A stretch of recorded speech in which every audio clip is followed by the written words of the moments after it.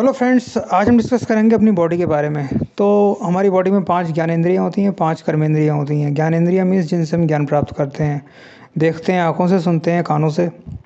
Skin, जिससे हम touch feel करते हैं, ये हो गई 3। नाक, सूंघना, ठीक है। और आपका स्पीकिंग वाला, ये वाला हो गया। तो ये यहाँ से हम ज्ञान प्राप्त करते हैं। 5 कर्मेंद्रियाँ होती हैं हमारी, लोअर लिम्स, अपर लिम्स यानी हाथ पैर, और ये एक्सक्रीशन करना और रिप्रोडक्टिव और यूरिनेशन, ये सब मिला के 5 कर्मेंद्रियाँ हो गई, 5 ज्ञानेंद्रियाँ हो गई। यानी बॉडी जो हमारी है वो पूरी ये इंद्रियाँ हो गई, ठीक है। तो इंद्रियों को चाहिए सर्वाइव करने के लिए अन्न। तो सबसे पहली शीट होती है हमारी बॉडी की अन्नमय कोश, ठीक है। अन्नमय कोश मतलब पहली लेयर अन्न। अन्न का मतलब फूड। फूड नहीं मिलेगा तो सर्वाइव हम नहीं कर सकते। उसके बाद में आता है फिर प्राणमय कोश, दूसरी जो शीट होती है। प्राणमय कोश का मतलब एयर। तो वैसे तो हम जानते हैं ऑक्सीजन और कार्बन डाइऑक्साइड, लेकिन टोटल 14 तरीके की एयर हमारी बॉडी में होती हैं।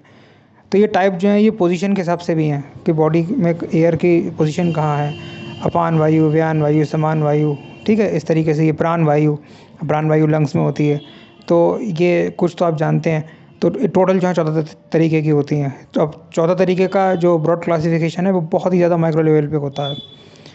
तो अब ये प्राण का मतलब ये है कि एयर अगर आपको नहीं मिलेगी या जिस बॉडी पार्ट में एयर नहीं होगी तो वहाँ पर जो है वो जीवन की संभावना नष्ट होने लगेगी, ठीक है। जैसे कभी कभी आप देखते हो गैंग्रीन एक बीमारी होती है, इसमें बॉडी जो है वो रॉटन होने लगती है, उसका जो है वो एरिया वहाँ पर। ये भी एक प्रकार का वायु रोग है, वहाँ वायु जो है वो समाप्त हो जाती है। प्राण वायु, फेफड़ों में से प्राण मतलब वायु चली जाए तो वो डेथ हो गई व्यक्ति की। इसी तरीके से ब्रेन डेड होना, जो ब्रेन की वायु है वहाँ पर अगर नहीं है तो ये वेजिटेटिव स्टेट, कोमा स्टेट, ये सब चीज़ें जो हैं ये वायु से संबंधित होती हैं। तो दूसरी लेयर हमारी हो गई प्राणमय कोश, ठीक है। पहली थी अन्नमय कोश। हम मैक्रो से माइक्रो की तरफ जा रहे हैं, ठीक है। इसके बाद में आता है मनोमय कोश। मनोमय कोश, मन का मतलब मनस का मतलब मेमोरी, ठीक है। तो हमारी हर सेल में मेमोरी है। हर एटम को पता है उसे क्या करना है, इलेक्ट्रॉन को पता है उसे जो है वो प्रोटॉन के चक्कर लगाने हैं। हर एक जो है वो प्री डिफाइंड है, सबको सब कुछ पता है कि हमें करना क्या है। तो मेमोरी, पूरा मेमोरी की जो है वो साइकिल चलती रहती है। तो इसको हम बोलते हैं मनोमय कोश। तो अब इसको मनस भी बोल सकते हैं हम। मनस मीन्स मेमोरी। तो अब इसमें जो अगर हम देखें मनोमय कोश में जो है वो क्या है कि मन की अवस्थाएं भी होती हैं। फिर इसमें अब मन की अवस्थाएं कौन कौन सी होती हैं, उसमें एक तो हो गई आपकी 5 तरीके की होती हैं। वैसे तो मैं एक एक करके आपको समझाता हूँ क्या होती हैं। एक होती है क्षिप्त। क्षिप्त मीन्स जिसमें हमें कुछ करना है, कुछ एक्टिविटी करनी है, ठीक है। उसका तो होती है मूड। फिर टॉर्बिड मतलब आप सो, इनर्शिया आ गया, कोई दिमाग काम नहीं कर रहा है। फिर होती है विक्षिप्त, डिस्ट्रैक्टेड, ठीक है। तो ये 3 तो नॉर्मल सभी लोगों की होती हैं, इसमें ऐसी कोई बात नहीं। फिर एक होती है एकाग्र, कॉन्सनट्रेटेड, कि आप कॉन्सनट्रेटेड हैं कितने लॉन्ग टाइम तक आप कॉन्सनट्रेटेड रह सकते हैं किसी भी चीज़ पर, कोई भी चीज़ हो सकती है। फिर एक होती है निरुद्ध, ये हाईएस्ट स्टेज होती है मन की। इसी में सब कुछ होता है, प्रोडक्टिविटी इसी में आती है। बाकी तो एकाग्रता भी किसी काम की नहीं होती। मूवी देख रहे हो 6 घंटे बैठ के एकाग्र हो गए, उससे फ़ायदा क्या है? एग्ज़ाम थोड़ी क्रैक होगा उससे, ना तुम साइंटिस्ट बन जाओगे। तो एकाग्रता कोई बहुत बड़ी चीज़ नहीं है। हर एक व्यक्ति एकाग्र है, हर व्यक्ति में एकाग्रता होती है।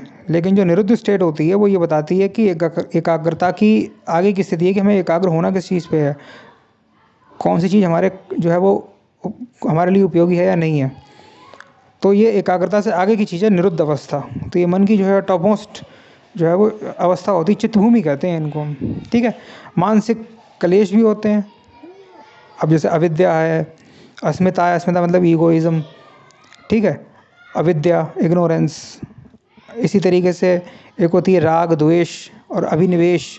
राग द्वेष मतलब अटैचमेंट, डिटैचमेंट, और अभिनिवेश का मतलब होता है मरने का डर, फेल होने का डर। तो ये मेंटल क्लेश भी होते हैं, ठीक है। तो मानसिक क्लेश अलग हो गए और मन की अवस्थाएं अलग हो गई, ठीक है। तो ये सब जितने भी जो कंटेंट है ये सब आता है आपका मनोमय कोश में, ठीक है। तो मनोमय कोश में अब आप समझ सकते हो कि मतलब बहुत ब्रॉड कॉन्सेप्ट है इसमें। इसमें इंटेलिजेंस भी आ गई, इंटेलिजेंस का मतलब होता है आपको ये पता होना कि ये हाथ है, ये पैर है, ये मतलब जो जहाँ पर डिसीजन लेना होता है, हमें क्या करना है, क्या नहीं करना है। पानी जो है वो मुँह से पीना, नाक में नहीं डालना है, ठीक है? तो ये सब चीज़ें इंटेलिजेंस भी इसमें आ गई। इसमें ईगो भी आ गया। ईगो मतलब हम, कि आप अपने आप को आइडेंटिफ़ाई कर रहे हो, हाँ, मैं हूँ, ये मेरा हाथ है, ये मैं हूँ, ये सब चीज़ जो है, ये पूरा सब कुछ है, एक्ज़िस्टेंस है, इसमें पूरा आप डिस्क्रिमिनेशन कर पा रहे हो कौन-सी चीज़ क्या है। तो ये ईगो भी इसमें आती है, ठीक है? सर्वाइवल के लिए ये चीज़ें बहुत ज़रूरी हैं। आपको अगर इंटेलिजेंस नहीं होगी, अगर आप में ईगो नहीं होगा, इसका मतलब ईगो का मतलब ये है कि आप आइडेंटिफ़ाई कर पाओ कौन-सी चीज़ क्या है, ठीक है? तो ये चीज़ होती है, ये भी सब मनोमय जो है वो कोश में आती हैं।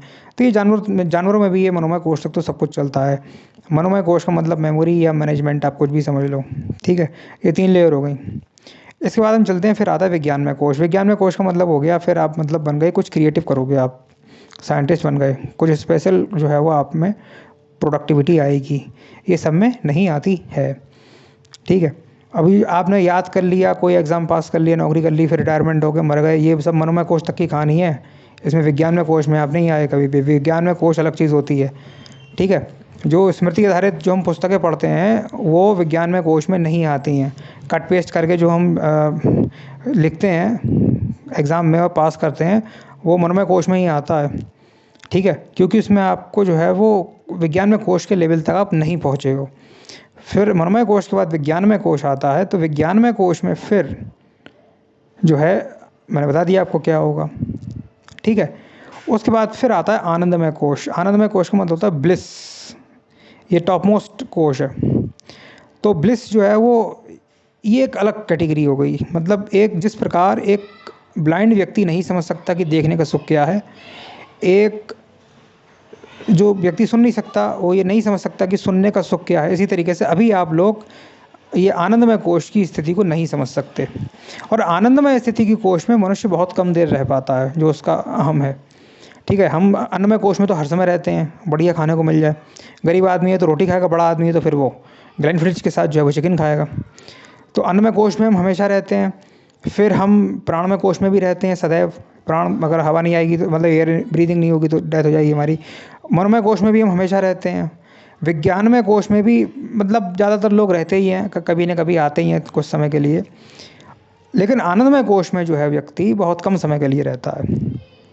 और आनंदमय कोश में एक ब्लिस मिलता है, एग्जिस्टेंशियल ब्लिस जिसको बोलते हैं, हमारे होने का सुख, हम हैं उसका सुख, ठीक है? वो जो मूर्ख व्यक्ति हैं वो सुख समझते हैं कि जब हमारी नौकरी लग जाएगी तब हम सुखी होंगे, जब शादी हो जाएगी तब सुखी होंगे, जब संतान हो जाएगी तब सुखी होंगे।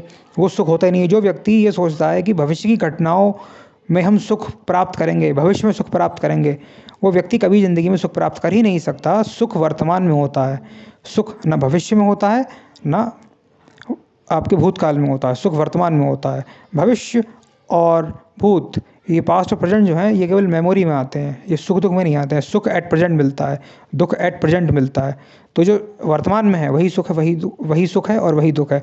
भविष्य में अगर आप सुख का कामना कर रहे हो कि मेरा सिलेक्शन हो जाएगा तो मुझे सुख मिलेगा, या मेरा विवाह हो जाएगा तो सुख मिलेगा, ये मिथ्या है, भ्रम है। इसी को हम बोलते हैं माया। माया मीन्स इल्यूज़न, ठीक है? तो इल्यूज़न में हम लोग रहते हैं। फ्यूचर में कभी सुख नहीं मिलता, सुख प्रेजेंट में मिलता है, ठीक है? तो ये चीज़ आप ध्यान रखें। ये आपको ऐसे बहुत मतलब बुरा भी लगा होगा सुन के, ऐसी बात जो मैं बोल रहा हूँ समझ में नहीं आई होगी, बट रियलिटी यही है। और जो इन सारे कोशों को पार कर जाता है, फिर वो पहुँच जाता है अपनी जीवात्मा की अवस्था में।